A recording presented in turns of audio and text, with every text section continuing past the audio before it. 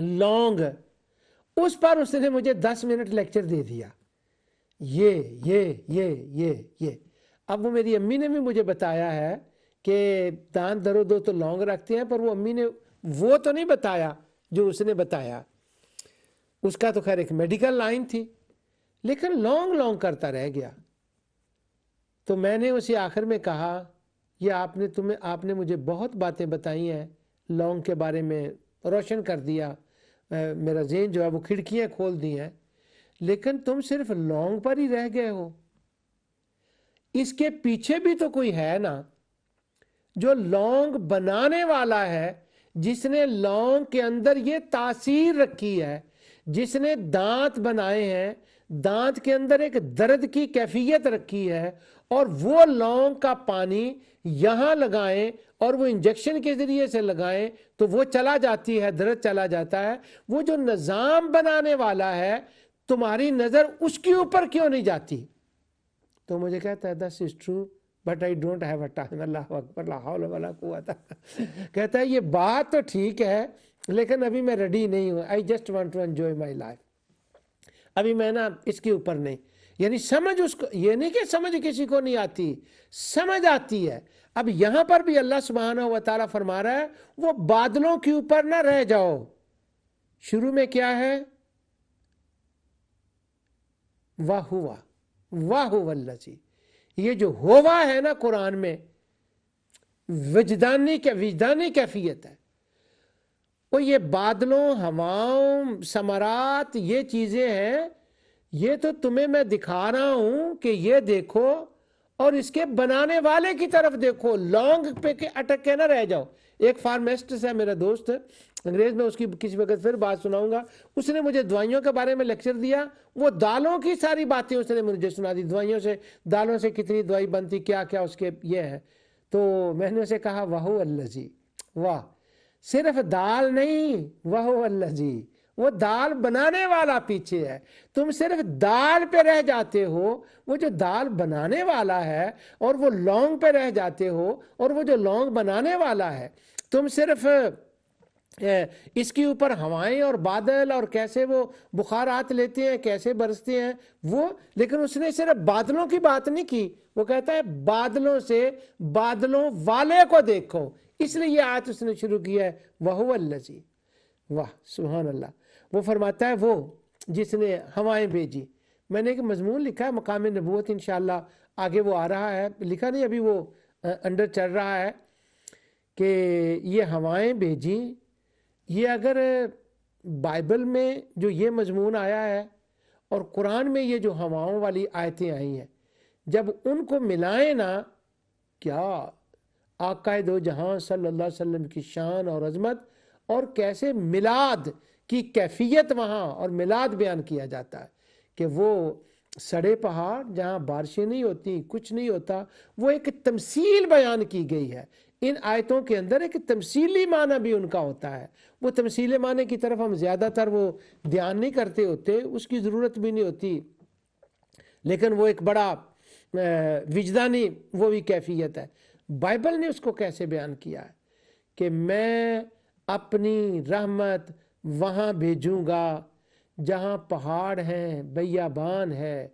और बैयाबान बड़ा ज़बरदस्त तर्जमा है, वो सैयदना इब्राहीम अलैहिस्सलाम ने जो फरमाया था ना, गैर ज़ी ज़र, पुराने ज़माने में उसको इसका तर्जमा था बैयाबान, और वो इब्राहीम अलैहिस्सलाम की लैंग्वेज थी बैयाबान। अब तो वो प्रूफ हो रही है आर्कियोलॉजिस्ट जिस पर काम कर रहे हैं, गैर ज़ी ज़र। तो वो बैयाबान फरमाया, यहाँ से मैं बारिश रोक लूँगा, बाइबल में यहाँ से बारिश रोक लूँगा, अब मैं वहाँ बारिश बरसाऊँगा, वहाँ बादल भेजूँगा, वहाँ बादलों को मैं हाँक कर ले जाऊँगा, और वो सारी बारिश वहाँ बरसेगी, वो रहमत की बारिश होगी, और इतनी बरसेगी कि वहाँ से जिसका ज़हूर होगा वो रहमत ही नहीं होगी, वो रहमतल लिल आलमीन होगा। वाह वाह वाह। वो बाइबल की आयतों को और इन बारिशों की आयतों को मिलाएं तो क्या विजदानी कैफियत बन जाती है वहाँ पर। फरमाया उससे निकलते हैं फल, ज़मीन से बारिश के ज़रिए, वो जो बलद मैयत होता है,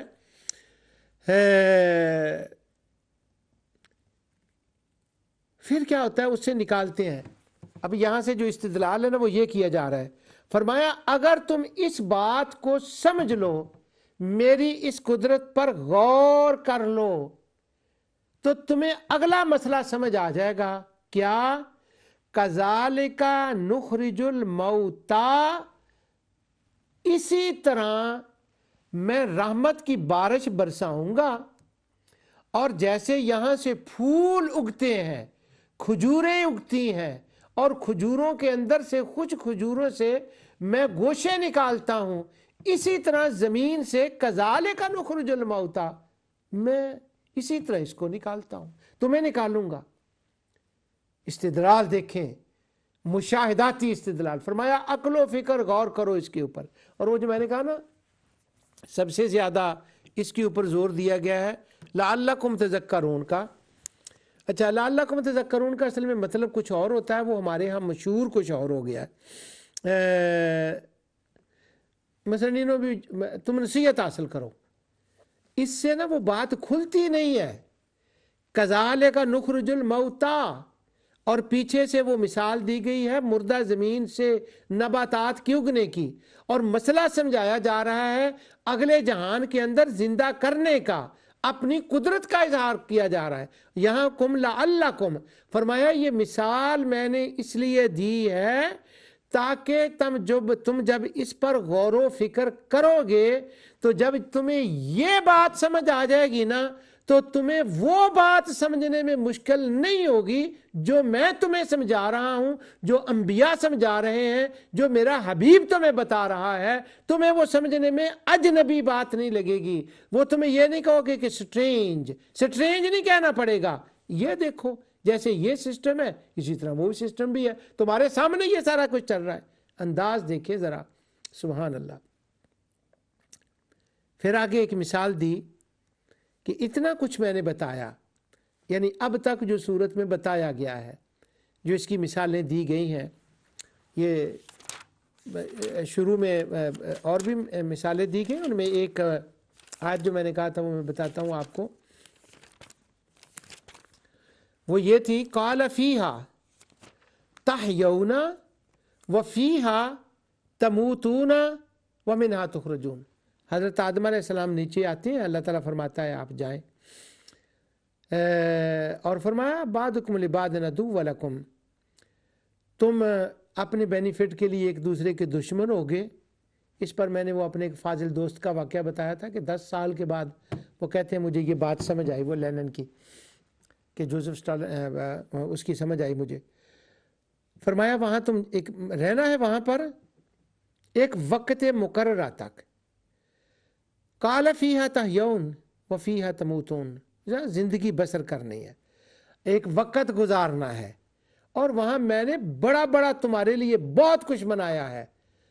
اگر میں تھوڑی سی جسارت کروں نا تو اگلی آیت ایک آتی ہے قل انما حرم زینت اللہ التی اخرج لعبادہ والطیبات من الرزق، اس آیت کو جوڑ کر میں اس کے ساتھ ملاؤں نا تو اس کا معنی یہ ہے تم نے وہاں رہنا ہے، اور وہاں میں نے تمہارے لیے بہت کچھ بنایا ہے، اور اے میرے بندو تم انجوائے کرنا ہے لائف کا۔ اور انجوائے کیسے کرنا ہے؟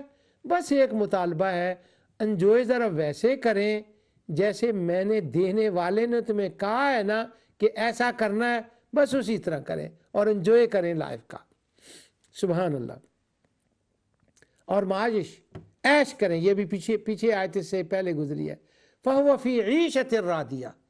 اگر اس کو جوڑ کر کے ملا لیں تو معنی یہ بنے گا یہاں رہو، عیش کرو، اور میری شان قدرت اور علم کا اظہار کرو، اور سمجھو اور غور کرو، اور انبیاء جو کہتے ہیں اس کی تصدیق کرو، اور آخرت پر ایمان لاؤ، تو فَهُوَ فِي عِيشَةٍ رَاضِيَةٍ، جیسے میں تمہیں یہاں عیش کراتا ہوں نا وہاں پر بھی میں تمہیں عیش کراؤں گا، اور ایسی عیش جو کبھی ختم ہونے والی نہ ہو۔ یہاں پر تو ایک وقت آئے گا نا، فِيهَا تَحْيَوْنَ وَفِيهَا تَمُوتُونَ، تم نے اس زمین کے اندر رہنا، ایک وقت گزارنا، پھر تمہیں موت آئے گی، اور پھر اسی زمین سے تمہیں نکالا جانا ہے، اسی زمین سے نکالنا ہے۔ اب وہ جو نکالنا ہے نا، کیسے نکالنا ہے؟ اب ان کے ذہن میں تھا وہ کیسے نکالنا ہے، اس کا جواب پھر اس آیت میں تفصیلی دیا گیا، جس کا ترجمہ میں نے آپ کو پڑھ کر سنایا۔ فرمایا جیسے میں یہاں سے نکالتا ہوں نا، کذالک نخرج الموتیٰ، اسی طرح سے میں تمہیں دوں گا۔ یہاں ایک پرانی بات مجھے یاد آ گئی، جب میں نے توحید کا پروگرام کیا تھا اس کے اندر یہ مسئلہ تفصیل سے بیان کیا تھا، آج صرف میں اس کا ٹچ دے کے گزر جاؤں گا۔ یہاں کہا گیا ہے اسی زمین سے تمہیں اٹھایا جائے گا، اسی میں سے پھر وفیہا، رہنا بھی اسی میں ہے، وفیہا مرنا بھی اسی میں ہے، ومنہا تخرجون، اور اسی سے اٹھایا جائے گا اور قبروں سے اٹھایا جائے گا۔ ان اللہ یبعث من فی القبور، قبروں سے اٹھایا جائے گا۔ اب جو لوگ کہتے ہیں نا کہ قبر کے اندر کوئی حیات نہیں ہوتی، اور قبر والا جو ہوتا ہے وہ قبر کے اندر نہیں ہوتا، اس کو یہاں یہ تو ایک گڑھا سا ہوتا ہے اور وہ فزیکل باڈی اس کے اندر پڑی ہوتی ہے، اسے کیا خبر ہوتی ہے، وہ کیا جانتا ہے۔ تو اس وقت میں نے یہ ساری آیتیں تلاوت کی تھی کہ نہیں، وہ کہتے ہیں وہ تو کسی اور جگہ چلا جاتا ہے، یہ تو خالی پڑی ہوتی ہے قبر۔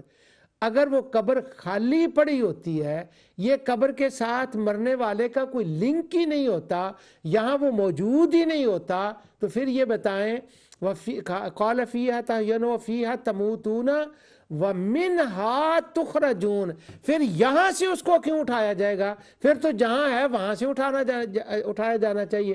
اور اللہ تعالیٰ نے فرمایا وَأَنَّ اللَّهَ يَبْعَثُ مَن فِي الْقُبُورِ، اور اللہ وہ ہے جو تمہیں قبروں سے نکالے گا۔ یبعث من فی القبور، قبر کے وہاں میدان تک جانے میں جو رکاوٹیں ہیں وہ دور ہو جائیں گی، اور قبر سے تم سیدھا اس مقام پر چلے جاؤ گے جہاں تم نے پہنچنا ہے۔ تو اس کا مطلب ہوا صاحب قبر کا قبر کے ساتھ ہمیشہ تعلق قائم رہتا ہے۔ اور اللہ تعالیٰ فرماتا ہے کذالک نخرج الموتیٰ، اسی زمین سے میں اسی طرح نکالوں گا، لعلکم تذکرون، میں نے تمہیں یہ دیا ہے، کبھی اسے استعمال بھی تو کرو نا۔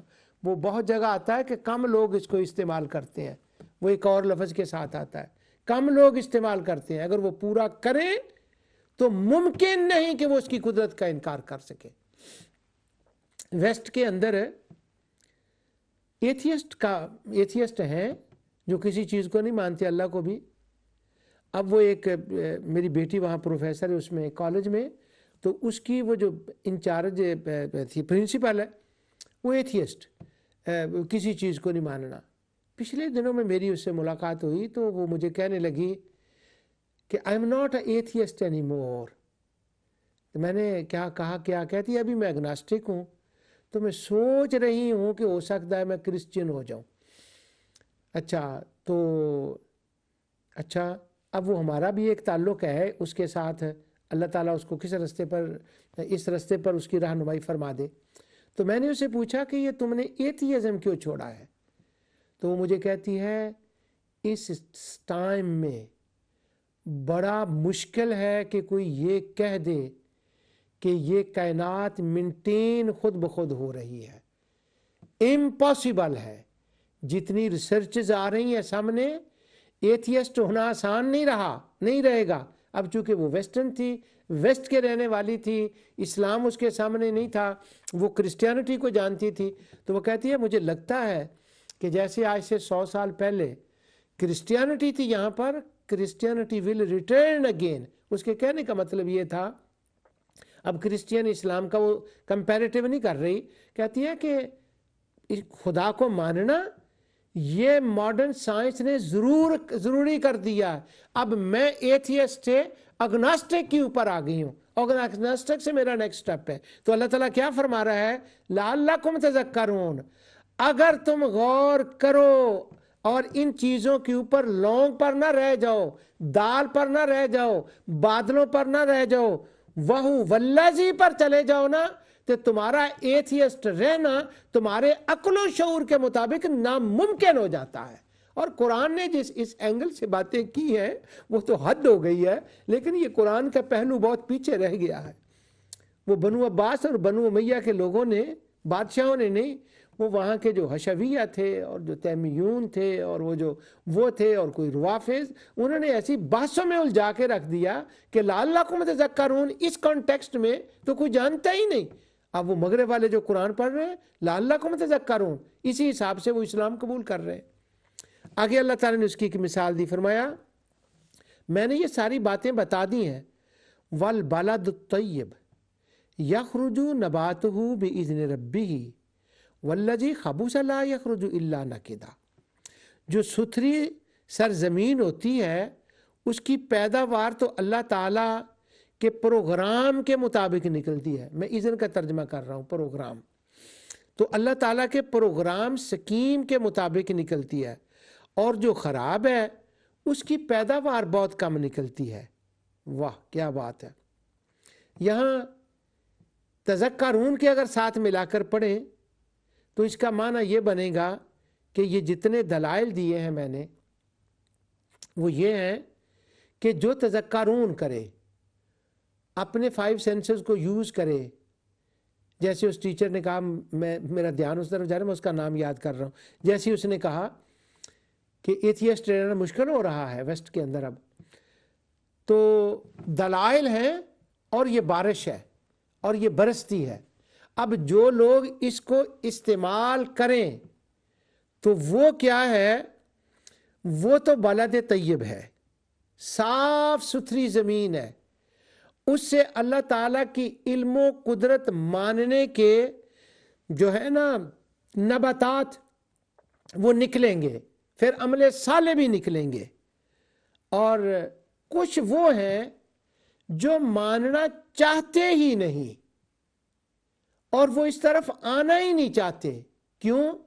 وہ کہتے ہیں آئی لیو فار مائی اون، یعنی ہم ہر روز اس کا کرتے ہیں وہ، اور اس وقت نزول قرآن کے وقت وہ زید ایناد اس میں تھے، یہ ایلیٹ فیملی کے نہیں ہے، اس کے ساتھ بلال کیوں بیٹھتا ہے، وہ یہ کیوں ہے، یعنی وہ لا یخرج الا ناکدا، وہ ایسی زمین تھی کہ اس سے اندر سے تو کچھ نکلنے والا ہی نہیں تھا، اور کبھی کوئی اچھی بات وہ کہہ دیں تو کہہ دیں، ادروائز نہیں۔ تو اللہ تعالیٰ فرماتا ہے کذالک نصرف الآیات، میں نے تصریف آیات کے ذریعے، اپنی شانوں اور قدرتوں کے ذریعے اتنا کچھ بتا دیا ہے کہ جو ماننا چاہے، جو اس کی قدردانی کرنا چاہے۔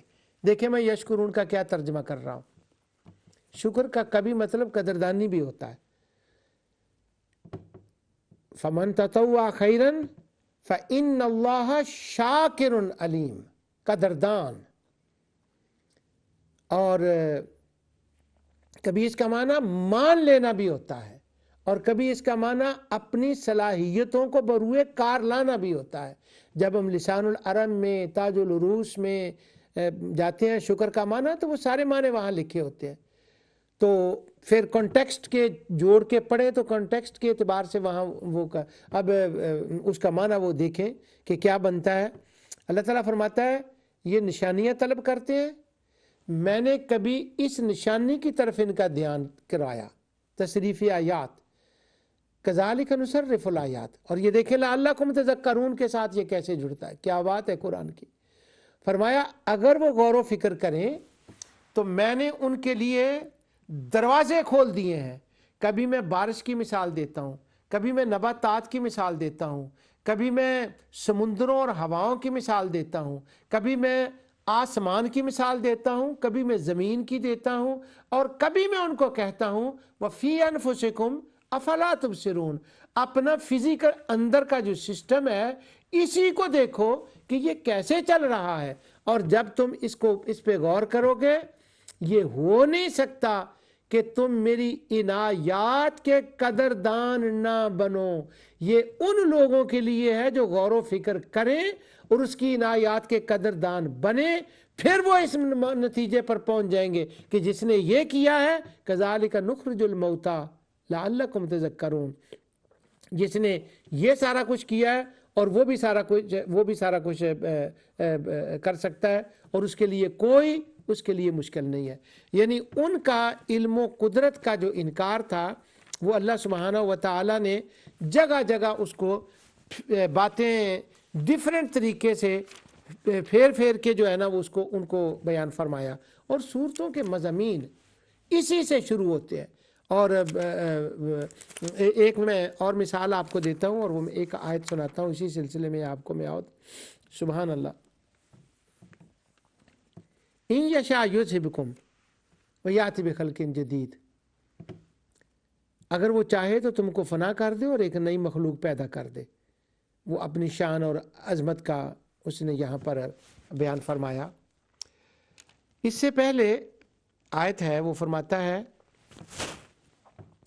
واللہ خلقکم من تراب، بلکہ اس سے پہلے بھی واللہ الذی ارسل الریاح فتصیر سحابا فسقناہ الی بلد میت فاحیینا بہ الارض بعد موتها کذالک النشور. اور اللہ ہی ہے ہوائیں چلاتا ہے جو بادلوں کو اٹھاتی ہے، پھر ہم بادلوں کو خشک زمین کی طرف لے جاتے ہیں اور اس زمین کو اس کی موت کے بعد زندہ کر دیتے ہیں. یہ بہت مکی صورتوں میں یہ مضمون آیا. ابھی میں نے اعراف کا پڑھا تھا، میں نے کہا تھا کہ وہاں پر وہ آتا ہے. پھر وہی مثال دی، وہ ہے کہ جس نے یہ کیا ہے اور تمہارے سامنے ہے، یہ ہر روز زندہ ہو رہا ہے اور اسی طرح قیامت کے دن بھی ہوگا. اسی طرح وہ نشر کرے گا. نشور. اچھا، نشر جو لفظ ہے جب ہم اس کو دیکھتے ہیں نا کہ یہ نشر کا کیا مطلب ہو، تو ہم اپنی زبان میں بھی اس کو کہتے ہیں، اسی اپنے الفاظ میں بھی ہم اس کو استعمال کرتے ہیں کہ سیکرٹری نشر و اشاعت، کسی خبریں نشر ہو گئیں تو ہم اس معنی میں اس کو بھی استعمال کرتے ہیں.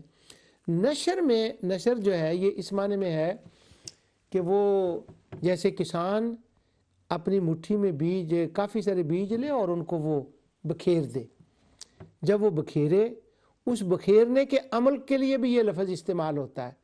اور جب وہ زمین کے نیچے دب جائیں اور کھیتیاں لہلا اٹھیں اور وہ خوبصورت لگنے لگیں اور وہ زمین سے باہر آ جائیں، اور وہ جو کیفیت اور منظر ہوتا ہے کہ پہلے وہ زمین کے اندر، پھر ان کی ایک ترتیب کے ساتھ لک آفٹر کی جاتی ہے. سبحان اللہ، کیا بات ہے. اب ایک ایک لفظ کے اوپر اللہ تعالیٰ فرماتا ہے میں نے زمین سے جو چیزیں نکالی ہیں، زمین کو زندہ کیا ہے، اس کی ایک ترتیب ہے اور اس کی ایک لک آفٹر کی ہے، اس کا ایک پروسیس ہے، اس کے ایک مراحل ہیں. پھر مراحل پہ جا کر وہ نباتات جو ہیں وہ زمین سے اگے ہیں. اسی طرح مرنے کے بعد جو میں نے دوبارہ زندہ کرنا ہے اس کا بھی ایک پروسیس ہے، اس کے بھی ایک مراحل ہیں. اب بندہ تو مرنے کے بعد اس کو تو قبر میں رکھ دیا، رکھنے کے بعد بس وہ ختم نہیں. وہاں پر میری ربوبیت کا تقاضا ہے، میری رحمت کا تقاضا ہے. وہ بسم اللہ الرحمن الرحیم میں جو الرحیم آتا ہے، وہاں پر میری یہ رحمت کا تقاضا ہے کہ وہ وہاں رکھا جاتا ہے، وہاں اس کی میں پرورش کرتا ہوں، وہاں جو اس کی چیزیں ضرورت ہوتی ہیں میں اس کو عنایت کرتا ہوں، اور وہاں جب تک اس نے رہنا ہے وہ رہتا ہے. جس طرح سے ایک گندم کا دانہ زمین کے اندر رہتا ہے، وہاں پر اس کی پرورش ہوتی ہے، بس وہ پڑا ہی نہیں رہتا، وہاں اس کے اوپر گرمی کا اثر، سورج کا اثر، پانی کا اثر، یہاں بھی وہ پانی کی ساری مثالیں دی گئی ہیں. وہاں پر اس کے اثرات، وہاں موسم اس کے اوپر سے گزرتے ہیں، پھر اس کی آہستہ آہستہ نشو و نما ہوتی ہے، اور وہ نشو و نما ہونے کے بعد ایک وقت آتا ہے اور وہ کھیتی لہلا اٹھتی ہے. جب وہ کھیتی لہلا اٹھتی ہے وہ نباتات اگ جاتے ہیں. اسی طرح فرمایا جیسے یہاں سے میں ایک سسٹم کے تحت نباتات کو اٹھاتا ہوں، اسی طرح یہ بھی میری شان ہے کہ مرنے کے بعد بھی میں اسی طرح کروں گا. اور باقی رہ گیا اس جہان کا مسئلہ، من کان یرید العزت فللہ العزت جمیعا. وہاں پر آلہہ واتخذوا من دون اللہ آلہۃ لیکون لہم عزا، وہاں وہ تمہیں عزت نہیں دیں گے وہ وہاں پر تمہیں وقار نہیں دیں گے، نہیں، وہ ہوں گے ہی نہیں، ان کی کوئی حیثیت نہیں ہے۔ پھر یہاں فللہ آ گیا۔ یہ تمام شانیں، یہ تمام قدرتیں، یہ صرف اللہ کے پاس ہیں، اور ملتی کیسے ہیں؟ الیہ یصعد الکلم الطیب والعمل الصالح۔ سبحان اللہ۔ جتنے بھی اچھے کلمات ہیں الیہ، یہ اسی کی طرف جاتے ہیں، کیونکہ انعام اس نے دینا ہے، یہ اسی کی طرف۔ الیہ کا مطلب یہ ہے وہ جو اچھے کلمے ہیں وہ اسی کی طرف جاتے ہیں، کسی اور طرف نہیں جاتے، اور عمل صالح بھی اسی کی طرف جاتے ہیں، اور تم نے بھی اسی کی طرف جانا ہے، اور اسی نے تمہیں زندہ کرنا ہے۔ جو کچھ میں نے کہا اللہ تعالیٰ اسے قبول فرمائے۔ وما علیہ الا البلاغ۔